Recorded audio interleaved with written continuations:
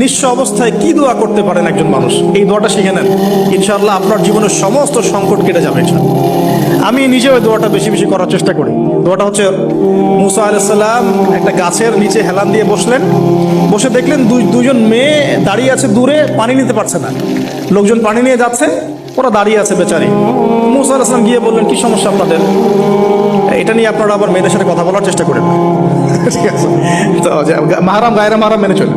তারা বললেন যে আমাদের বাবা অনেক বৃদ্ধ মানুষ, আমরা পানি নিতে পারি না যতক্ষণ না আমাদের কম পানি নিয়ে চলে যায়।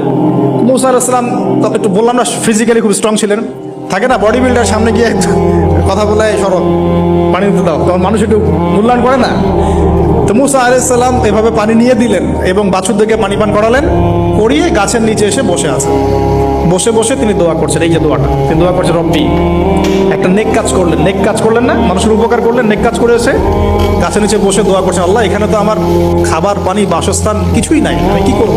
রব্বি ইন্নি লিমা আনজালতা ইলাইয়া মিন খায়রিন ফাকির।